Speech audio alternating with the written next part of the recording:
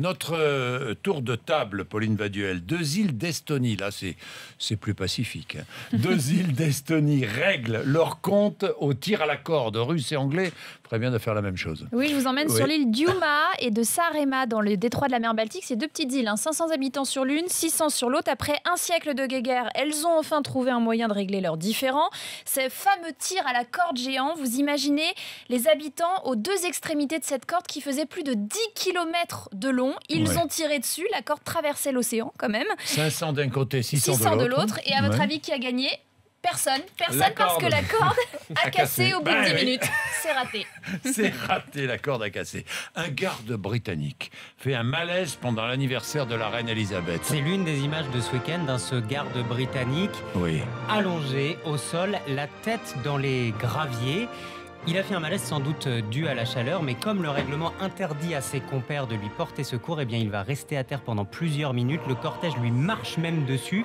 Certains essayent de l'éviter, mais on voit bien qu'ils ont peine à sortir du rang. Et quand les troupes ont pris place, reste ce garde allongé, la tête donc dans les graviers, inconscient, et les autres gardes impassibles.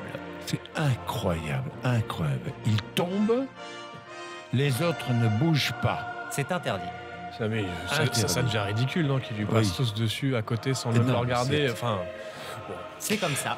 Il est 6h26, Pauline Baduel. Les Turcs sont les supporters prêts à faire le plus de concessions pour voir leur équipe gagner l'Euro. C'est le résultat d'une enquête européenne. La moitié des Turcs sont prêts à donner 3 jours de leur salaire contre l'assurance de voir leur équipe rentrer avec la coupe quand même. 3 jours, c'est pas mal. Abandonner 1 mois son téléphone portable. Un Turc sur 2 y est prêt. Aussi, pour voir la Turquie gagner, c'est devant les Roumains, les Polonais. Nous, par exemple, on n'est pas du tout prêt à donner notre salaire, je vous le dis tout de suite. On est dernier du classement. Les aficionados turcs sont également les premiers pour tout ce qui est paris. Et oui. Et l'enquête révèle aussi que les femmes turques sont très, très impliquées dans ce tournoi. En tout cas, 94% d'entre elles affirment soutenir leur équipe ardument. La Turquie qui a perdu son premier match contre la Croatie. C'est mal parti. En Grande-Bretagne, la mascotte de l'Euro est aussi un... sextoy, Charlemagne. Vous connaissez Super Victor, ce petit garçon avec une cape. J'ai même pas vu. Ah bon, c'est lui, c'est la mascotte de l'Euro. On a longtemps hésité, est-ce qu'on devait l'appeler Driblou ou Super Victor ? C'est finalement... Driblou ?